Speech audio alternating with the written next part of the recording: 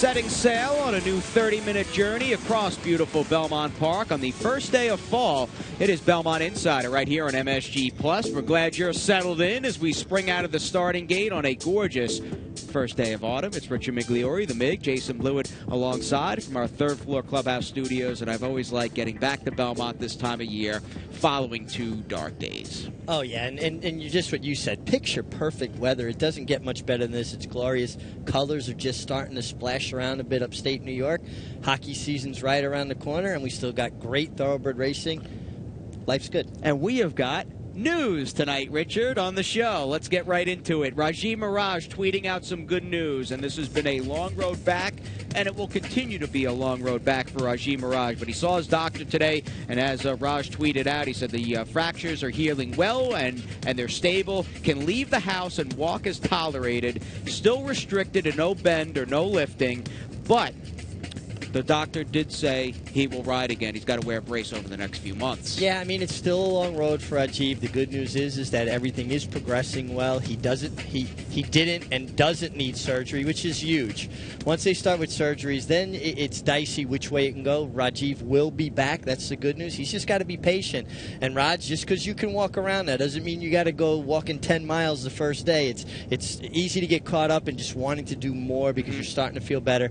Take your time. The game will be here when you get back, and you will get back strong and as good as new. All right, I like that. One day at a time for Raj. We're still thinking of you. We miss you and can't wait to have him back with us on the circuit. And Saturday, a big day. That was the beauty of getting back to work at Belmont on a glorious Wednesday afternoon. Well, Saturday, we have 3 Grade 1 races. That card drawn today will have the regular start time of 12:55, and no rest for Kieran McLaughlin. He was busy today, and he has Wedding Toast coming back off the layoff, facing 5 in the Grade 1 Beldane. And I was up in Saratoga yesterday, ran into Trish McLaughlin, Neil McLaughlin's wife, at the feed store where Dennis Bryder runs it.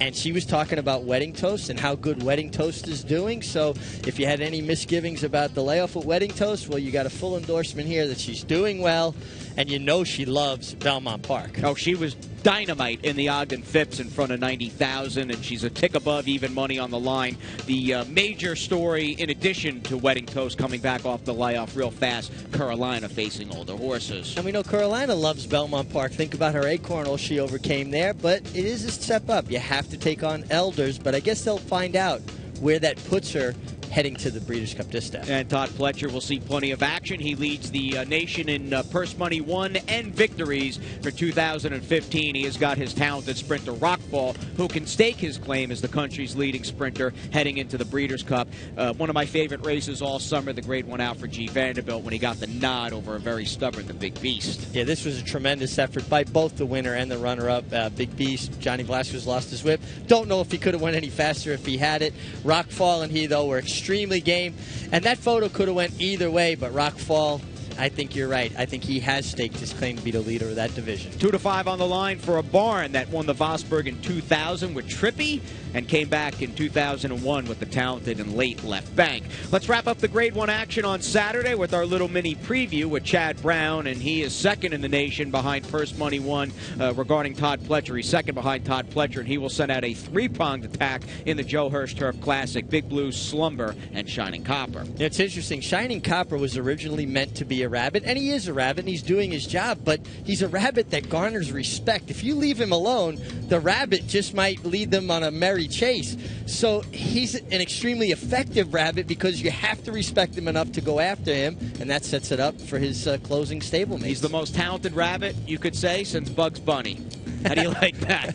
Seven will battle in the 1.25 mile Joe Hirsch Turf Classic Invitational, 600,000. I thought it was 1.5 miles. I was just going to go, wow, did they cut the Joe Hirsch back to 1.25 miles, but it is 1.5 miles, a key prep for the Breeders' Cup Turf. And there are very few, and it's almost been an overnight sensation sort of thing, very few blank spots regarding big Grade 1 turf victories on the circuit for Chad Brown. The Joe Hirsch, however, has eluded him so far. That won't last long. If it's not this year, and it very well could be this year, it will be happen before too long.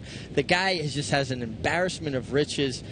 Primarily turf horses, but kind of all horses. I mean, he's got pretty much every base covered. And a deep bench for Kieran McLaughlin. I think that was the major theme first half of this day number 9 Wednesday card at Belmont Park, in which we were fast and firm. 3-up maiden special weight rang in the action. Again, we'll hit the main track. Larry Colmus will have the call, and we'll see what shook out over Big Sandy. Evolution comes out the best. I'm Slowpoke Rodriguez away running in second position, and then it's Ideal Quality out third to the inside, followed by Danny's Deceiver. Marking is going up on the far outside and going up quickly now. Marking charging up toward the front runners, now up into third under a stout restraint going into the turn. It's 3 lengths to Howlin' Mad Smith, backside of the Moon on the outside, and Domestic Warrior has been outrun early at the rear of the field. 22-3 was the first quarter. Around the far turn, it is Evolution in front. I'm Slowpoke Rodriguez second, and Marking is third, just to the outside of the top 2, and continuing to progress toward the lead. Ideal Quality is fourth on the inside, followed by Danny's Deceiver. 4 lengths more back to backside of the Moon, Howlin' Mad Smith, and last of them all is Domestic Warrior, and they're coming to the top of the stretch. Evolution, I'm Slowpoke Rodriguez, Marking on the outside. The half mile as they come to the top of the stretch, and these 3 are right together. And now it is Marking who has taken the lead after a 45 2/2, and Marking is in front.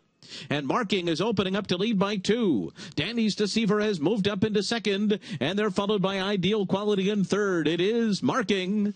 A sharp debut for Marking.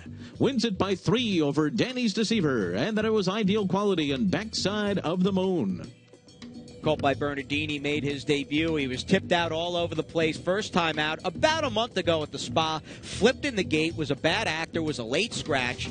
You know what? Good things come to those who wait. They breezed him a couple of times, and he was much better behaved today. And they took him to Bobby Duncan over at the training track up in Saratoga at the Oklahoma side. He worked with him since that start. I talked with Kieran McLaughlin about that. This horse trained like he was the goods. He ran like he was the goods. Still broke a bit slow. Chased wide. What impressed me the most, though, Jason, when Jose Lezcano put his hands down after the wire, this horse found another gear after the wire. He went faster the 8th after the finish than he did the 8th before the finish. He was about 20 in front by the time they got to the mile and 3/8 pole. This is a horse that's going to relish more distance, and I think just experience is going to make him a better horse. This is a serious 2-year-old. Scary dirt talent in the barn of Kieran McLaughlin, right? There have been, you would think, some hiccups along the way. Not that it's so late in his career, but again, mid-September of his 3-year-old season. But a colt by Bernardini out of 7th Street, who, speaking of Rajee Mirage, rode her in a bunch of stakes wins, including the Apple Blossom back in 07. You know, I think Bernardini might have got somewhat of a bad rap. A lot of the Bernardinis were going to Europe. I think they're more suited to dirt racing. Now that they've concentrated most of his foals racing here in America, they've really come to the fore. And I think we're seeing the true talent of the Bernardinis now. He's won me over the last month. One winner after another, and again, Marking no exception today. Very sharp in race number 3. New York-bred 2-year-old fillies are up next in race number 5. We'll finish off the pick 5. They were betting with both fists on a splendid afternoon, and Larry Colmus once again with the call from the gate. And it is Rock Garden who comes out running on the lead. Praying Mantis on the outside, also fast from the beginning. And then it's Trap Play out running in third. Here comes Rosie fourth. And tight quarters there and steadying in mid-pack is All Day Long, who got caught in some traffic there. So it is Praying Mantis in front, Trap Play to the outside, and to the outside of them, Sabrina Ballerina. These 3 take charge. Here comes Rosie is fourth. And then it's Rock Garden to the inside in 5th. Ask for Forgiveness 6th. All Day Long is 7th. And they're followed by Frosty Ann moving into the turn. Then Legend of Lorelei. Tiffany's Freud to the inside. Firestar and slow starting Barbie Stones. The field racing for the turn at 23-1 opening quarter mile. And Sabrina Ballerina has taken the lead at 38-1 on the outside. Sabrina Ballerina has opened up to lead by 2 here. And then comes Trap Play running in second, 2.5 lengths behind now at the top of the stretch. Sabrina Ballerina turning for home in front here and coming down to the 8th pole in front by 1.5 lengths. Trap Play getting back into it, though, and battling back on the inside. They've left the others far behind. Trap Play's back in front now. Trap Play takes the lead. Sabrina Ballerina is second. And then here comes Rosie and Firestar, followed by Rock Garden. It's going to be Trap Play to win it. And then Firestar, and here comes Rosie, who came late, followed by Sabrina Ballerina. never say die with the upset winner of this race, Trap Play. It's not over till it's over. This horse dropped back off a big long shot, Sabrina Ballerina, but kicked it into high gear when it counted the most. Yeah, and a lot of young horses, this is a 2-year-old filly, might have given up at that point. She kept resolutely to it at the rail. Jose Lascano, another win for Kieran McLaughlin. Nice to see him hooking up with him. I know he got a lot of criticism from some camps after Frosted. Well, obviously, Kieran wasn't that upset. He's riding him. And Trap Play, how do you get $29 on a Kieran McLaughlin, any Kieran McLaughlin horse right now, as hot as that barn is? It's pretty remarkable. Big field, I guess, and they were betting a few other horses, including a few that had already run and run pretty well at Saratoga, and Trap Play just kind of fell through the cracks, and you get Kieran McLaughlin on opposite ends of the spectrum. 2 first-out winners, 1 odds-on in race 3, another that paid over $20. What do you think of the Trap shot so far? You know, they've made a good impression. That was a horse that Kieran trained, so it's kind of nice, right? We were talking about it off camera. He trained both the mother and father's horse. And I think trainers that have trained the mother, the father, the siblings have a big advantage because they're going to see similarities and things that need to look out for with their horses they have currently. So I think it's a huge edge. And Kieran, great job. All right, 5th career win for Trap Shot. There'll be more of those, and there'll be more Belmont Insider on the other side of this break. We check out a likable and classy crew in the Wednesday feature.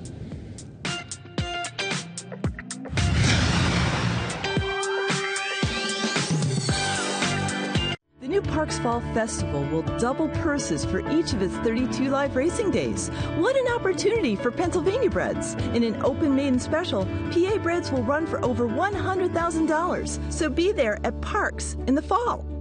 Hello, I'm Brian Sanfratello.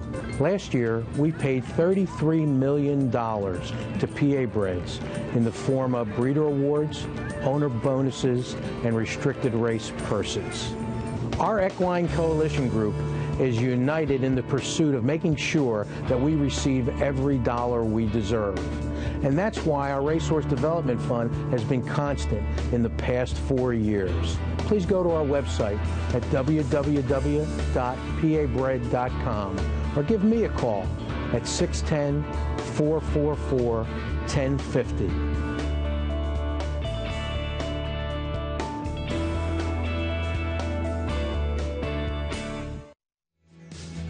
As this gargantuan grandstand casts a long shadow in the early evening hours, we say, come on out here, Joe Hirsch Turf Classic Day this Saturday. Pick up that fleece blanket. Plenty of shade over here on the front side of the building. You could do a lot worse than sitting in the stands on Saturday, even if it's a little fall-like, and having that nice fleece blanket keeping you warm. I actually know somebody who wants a few of them. My wife. So I'll be there getting a couple this Saturday. Good boy. Good boy. Some good points for the MIG. Let's move on to race number 6. This one has the Wednesday feature. A good crew, some familiar names, an $85,000 purse. Larry Comas, another familiar name and voice, I might add, as they break from the gate. Dows's Beach started very well. Plainview sent for early speed 2. These two out to the front, and then Mr. Online, Bombagia, Moutin, and right in that pack 2, Tetradram, who's only 4 lengths off the lead up the backstretch, and now Plainview's in front. Dows's Beach taken back, a length and a half off the lead. Mr. Online, Bombagia, and Moutin, all right lined up behind them, and then Tetradram at the back. That first quarter mile in 23 seconds flat for Plainview and Javier Castellano. Dows's Beach a length and a half behind, and Mr. Online third to the inside, moving for the turn. Then it's Bombagia in fourth. Moutin with 4.5 lengths to make up, leading only Tetradram around the far turn. Plainview in front. Plainview continues to lead the way a length and a half. And then it's Dows's Beach, a 45 and 3/2 mile. These two will come to the top of the stretch together. Mr. Online is third to the inside, followed by Bombagia, Tetradram, and Moutin. They're into the stretch, and Plainview sprints for home in front. Dows's Beach on the outside draws up alongside. Dows's Beach and Plainview battles on. These two with Mr. Online trying to come on, and Tetradram on the far outside. Plainview in front. Dows's Beach to the outside. Plainview digs in, and Plainview goes all the way. Over Dows's Beach, Mr. Online, and Tetradram. 7-year-old gelding by the late Street Cry has been a storybook McLean for Greg DePrima. Picked him up for around $35K. He's inching up on $600,000 in career earnings, and he just wants it. I can't think of one horse on the circuit, Mig, that has the attributes that Plainview has. You got to love this horse. He's blue collar. He shows up. He brings his lunch pail. He goes to work. He does it the hard way, fighting it out on the front end. And like you said to me off camera, when a horse coddles him, he doesn't quit. He finds another gear and fights. I'm happy for my friend Jesse Iglesias, and good to see Greg DePrima have this horse in the winner's circle. Michael Imperio as well. One of my favorite horses on the circuit. Me right too. now. That high cruising speed and a heart as big as Belmont. He really has it all. It was good to see him turn back. A New York bred who's really stepped up his game for the Generazios and Dowses Beach. Let's move on to race number 7. We continue to take the show one race at a time. It's our last dirt event, in fact, at 6.5 on the main. A New York bred A of the event allowance, 3 and up, fillies and mares. And a very good beginning for Silver Silence on the outside, but there goes Lady Daphne now up to grab the lead. And My Supernova is second early. Silver Silence, who broke sharply, will sit back running in third position early on. Then Golden Gem, followed by Winter Wish on the inside. And then it's Even Bet, and My Four Chicks is last early. And now they race for the far turn past an opening quarter mile in 23 and 1/5 seconds, and it is Lady Daphne who's on top by a half a length. My Supernova running along in second. To the outside of them comes Silver Silence in third. And now underway on the far outside is Even Bet, who's going 4 wide. In behind them, Golden Gem, My Four Chicks to the outside. And last of them all is Winter Wish. And a half mile goes in 46 and 4, and they're coming toward the top of the stretch. And it is Lady Daphne on the inside, Silver Silence. Even Bet on the far outside. My Four Chicks trying to find some running room in behind horses. My Supernova's trying to hang in there, but here comes My Four Chicks now. And My Four Chicks has taken the lead. My Four Chicks and Junior Alvarado will pull away from here. My Four Chicks from last to first wins in hand. And then it was My Supernova, followed by Silver Silence and Even Bet. This reminded me of an old Gallop racer move. Just sitting in the back of the pack on PlayStation 2, finding some room and blowing by everybody in hand. Good-looking effort out of My Four Chicks. Nice ride by Junior Alvarado. I think Junior and Richard Schosberg figured out how My Four Chicks is most effective. Rating and making one run, because she is a mare that possesses, or a filly that possesses speed, and they're just getting her to use her speed later in the race. It was a really good effort by the cleverly named My Four Chicks. Anybody who's familiar with the children's book Stella Luna knows it was about 4 baby owls and their mother went off. Stella Luna, My Four Chicks, excellent name. Mig Juniors get that story read to them back in the day? Absolutely, yeah, and I read it really well. I won't go into it here. Maybe on the show one night, if we've got some time to kill, you can do that for us. And I might add Clear Star Stable, the outfit that owns My Four Chicks. Good couple of guys. They live up towards around Albany, very successful lawyers, and they love the game, and it's nice seeing them get some runners, and they're with a good guy as well. And Rick Schosberg, as we come up on Wednesday's Furious 5, 1, 2, 4, 8, and 9 from the opener through the nightcap. Let's do it.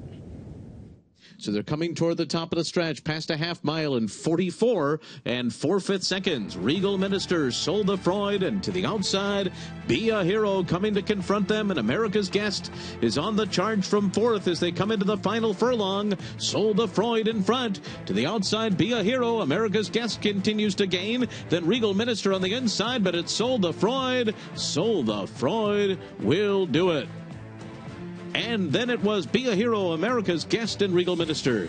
Second, Snake Oil Charlie is third. Born in Brooklyn cuts the corner in fourth. And then it's Ode to the Hunt. And on the far outside, it's Cody's Notes. Harbor King's taken on by Memories of Peter.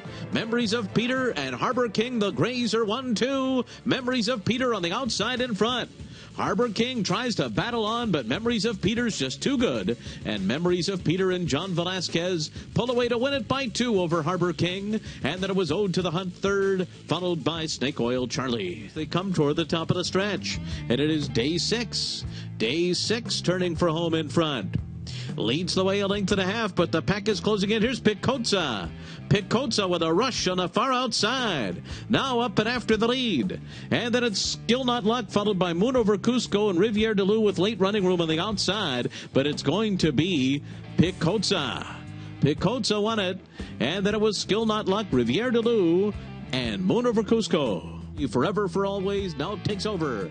Forever for Always, JC Shooting Star to the outside. They're 1-2, and here's Smiling Sunday to confront them as they come down into the final furlong. It is now JC Shooting Star in front. The leader by almost 2. And then Smiling Sunday to the outside, Forever for Always. Farther out comes Serious Happiness and Swift Taylor. JC Shooting Star is the winner. Tight second there, Smiling Sunday or Serious Happiness. Then Forever for All. On deck, Posse cutting into the gap now, second on the outside. And they're followed by My Tommy Boy, who's down toward the rail. And here comes Lots of Heat with a rush on the outside. And Tino is closing in too, and so too is Loose Money, who's in behind horses. Final 16th here, and it's Lots of Heat way on the outside. Tino is coming. Loose Money is down toward the rail. Lots of Heat's got it close to home and holds on to win. From Loose Money. And then it was Tino third. Bad 21,000, the pick six payout. They covered only 2 in the nightcap, including the 0 for 11, previously 0 for 11, Lots of Heat. But Angel Arroyo, a strong finisher, and he was up in time. And how sharp are the New York players? I mean, I didn't think that was an easy horse to have, and it was one of the 2 covered. I mean, the New York players, New York sports fans are the sharpest fans, sharpest handicappers. People in New York are sharp. And they zeroed right in on the favorite in race number 2 as we take out Cappy, and Cappy can give us his binocs, and we'll take out the ISO, or check out the ISO of Memories of Peter. The 2 grays were first and second, and the chalk players, they had no hesitation with this gelding, or excuse me, colt by Disco Rico, stretching out and going a mile and a quarter. Yeah, you look at the pedigree, you go Disco Rico, a mile and a quarter, but we know the Generasios breed a good horse, and this horse has a big, scopy, rangy kind of horse. But it was the Battle of the Grays. Hall of Famer Johnny Velasquez was getting the money. But let's give some credit to Dylan Davis with Harbor King. Put him on the lead, made the most of what he had underneath him, and I think Dylan Davis, if he digs in and he commits to staying here in New York, he's going to make it. He's a good young rider. And Jimmy Ryerson, by the way, the winning trainer of Memories of Peter. Making a really great impact here. We talked to him a few days ago. He had a great Saratoga. He's having a terrific Belmont fall. As he ready, she's all ready for a start in the Grade 1 Frizette a couple weeks from now at Belmont Park with another Wednesday down. Day number 9 on this September 23rd, the first day of fall, and iRider Tees. A new season, but I guess the names kind of remain the same towards the top. Well, it's a tight group there, though, and a lot of good riders, and it's a long way from over, so we're not going to jump the gun and give the meat to anybody just yet. Trainer standings, let's do it. Chad Brown with 5. Kieran McLaughlin picked up 2 today. He's got 4. Gary Gullo continues to send out live horses. Tom Albertrani won at $60 plus on Saturday. A very impressive list there, and we'll get on to the claims with another 9-race program at Belmont Park down. They were done after the first race today. A couple claims, $35,000 a pop for Regal Minister and America's Guest, who both ran okay at $12.56 or so. And we'll send it to our final segment. We've got a little Thursday preview. Hard-hitting group, including the fan favorite on the internet, Juba. We'll talk about his chances in the 9th when we come back.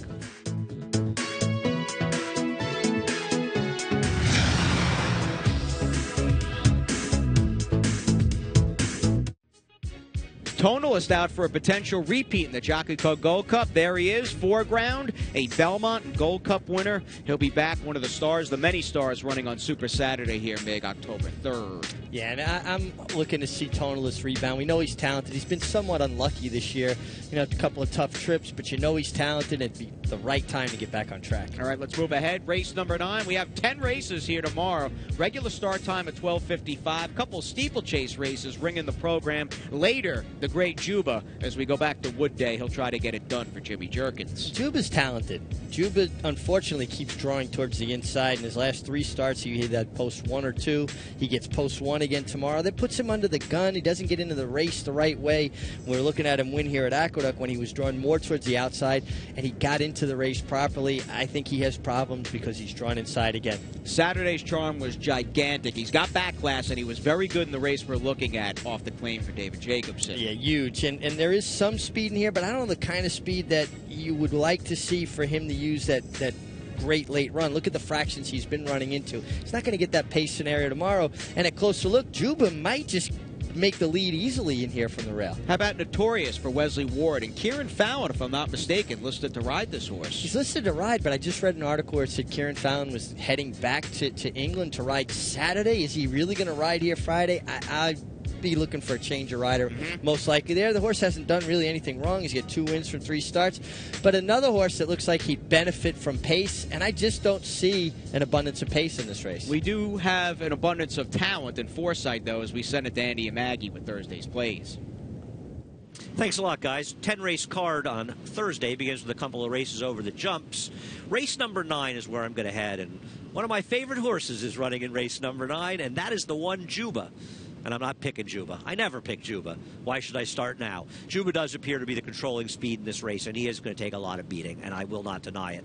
But he's the kind of horse I want to play against, and while Saturday's Charm appears to be the logical alternative, I'm going to try to beat him with the 6, Eric the Red. I thought Eric the Red actually ran sneaky very well and improved 2 races back at Belmont Park when hampered by being down the inside and a somewhat slow pace. With his outside posted here, I think he could be in a very good stalking position outside of Juba. And his last race at Saratoga, while disappointing, is better than it looks on papers. He was caught chasing wide the entire way around the track. I think he gets in a good stalking position, perhaps commute the 2, goes after Juba a little bit. And Eric the Red for Linda Rice, who does well when she plays her horse aggressively, might get it done in the 9th race at a square price as we head to Maggie. Here in the Belmont paddock, soaking up some sunshine, and I hope tomorrow is just the same, as you're going to have to stick around until the last. It's race number 9. It's a maiden special weight for the 2-year-old fillies, and we're going a mile on the turf course here, and one that is making her 2nd start of her career is Fired Up Sensation. She's number 7, and she is a sister to Pure Sensation, a full sister, and looks exactly like her graded stakes winning brother. So I'm hoping this gal has some talent. To me, that first race suggested that they were kind of just giving her one, going the 5.5 furlongs, and she got away slowly. It was kind of a non-aggressive ride, and she got caught very, very wide as well towards the head of the stretch. So I'm going to give Fired Up Sensation another chance here for Christophe Clement, because I really liked what I saw from her first time out, at least in the paddock. So that's your Paddock Insider for today. Guys, back to you. Thank you very much, Maggie. 7:30 p.m. the start time for this show, Thursday, tomorrow, right here on MSG Plus. The Mig and I have to say goodnight, but we will leave you with a beldame for the ages. And Lakeway is 3rd as they turn for home. It's still Serena's Song. Heavenly Prize cutting into her lead as they come down to the final furlong. Still hand-ridden beneath Gary Stevens. Serena's Song, the lead's down to 1.5 lengths. Heavenly Prize coming hard, but the wire's coming fast, and Serena's Song still holding on. Heavenly Prize closing late. Here's the wire, and it is Serena's Song who holds on. Heavenly Prize was closing fast, but the wire